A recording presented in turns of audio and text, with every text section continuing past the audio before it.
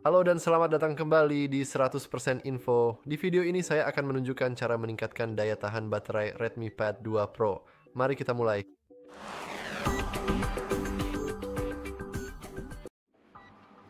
Jadi saat ini Anda cukup masuk ke pengaturan dan sebenarnya tidak akan ada penjelasan panjang lebar tentang cara meningkatkan daya tahan baterai.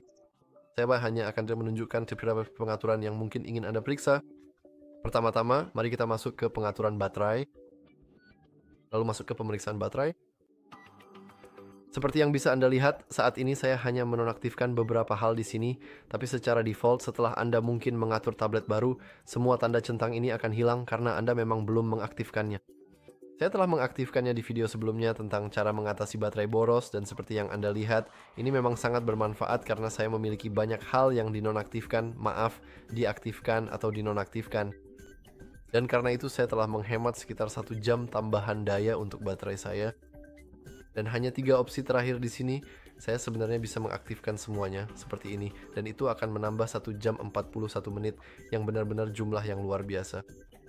Dan satu-satunya alasan saya tidak melakukannya adalah karena ketiga pengaturan ini sebenarnya akan mengubah kualitas video saya. Jadi karena itu saya tidak akan mengaktifkan yang tersebut.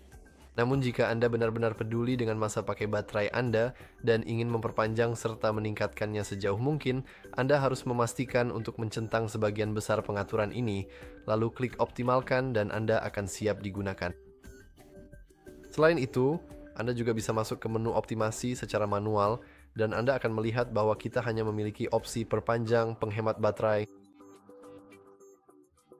yang merupakan pengaturan yang cukup baik, dan seperti yang Anda lihat, ini meningkatkan masa pakai baterai hingga 11 jam 30 detik, yang bahkan lebih gila lagi. Kekurangannya adalah karena Anda mengaktifkan ini, banyak aplikasi yang berbeda tidak akan berfungsi sebaik sebelumnya. Penggunaan di latar belakang pada dasarnya akan tidak ada, namun ini juga akan sangat membatasi CPU Anda, dan terutama jika Anda seorang gamer atau sering mengambil banyak foto. Jika Anda bukan salah satu dari itu, Anda mungkin tidak terlalu khawatir dan bisa saja mengaktifkannya selamanya. Selain itu, kita juga memiliki fitur jadwal hidup dan mati otomatis. Sebenarnya, saya sendiri bukan penggemar berat fitur ini, tapi Anda mungkin ingin mengaturnya agar tablet Anda secara otomatis mati saat waktu tidur Anda dan menyala kembali saat Anda bangun.